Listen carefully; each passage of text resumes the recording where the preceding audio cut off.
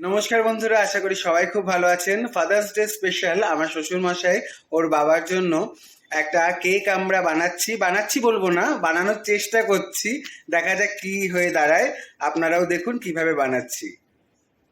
First ডিমটাকে ফেটিয়ে নেব।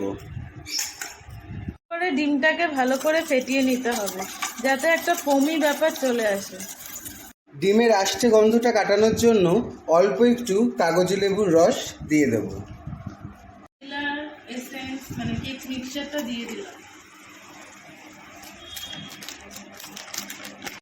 এবার এটাকে আবার জম্মের ফেটানো মানে ছুরি বলতে গেলে ভালো করে মিক্স করে নেব। 1/4 কাপ হিসাবে দুধ অ্যাড করে দেব। টেস্ট বাড়ানোর জন্য কিছুটা চকো চিপস মিশিয়ে দিলাম, আপনারা চাইলে এটাকে স্কিপও করতে পারেন। এখন এর মধ্যে দিয়ে দেব 1/4 কাপ সাদা তেল।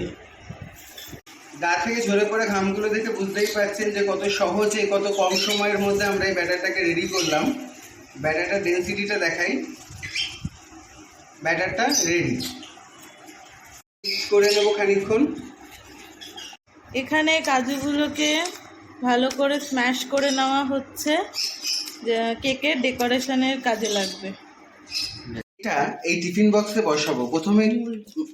না, কেকটা বসাবো এই টিফিন বক্সে। প্রথমে টিফিন বক্সটাকে সাদা অয়েল ব্রাশ করে নিয়েছি, তার উপর দিয়ে শুকনো ময়দা ছড়িয়ে নিয়ে এর মধ্যে দিয়ে দেব বাটার পেপারটা।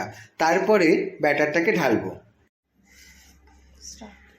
ভেতরে থাকা এয়ার হোয়াইটসগুলোকে যতটা সম্ভব বের করে দেওয়ার চেষ্টা করব।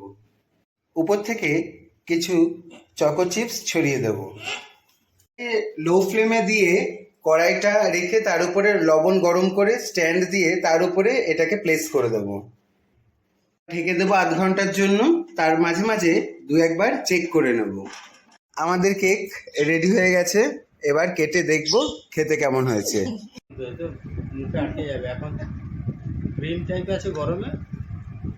আচ্ছা, যার জন্য আজকে কেকটা বানানো তার হাতে কাটা হয়ে গেছে, এবার খাওয়ার পালা। কেমন হয়েছে? ভালো টেস্টি হয়েছে। হুম, টেস্টি হয়েছে না।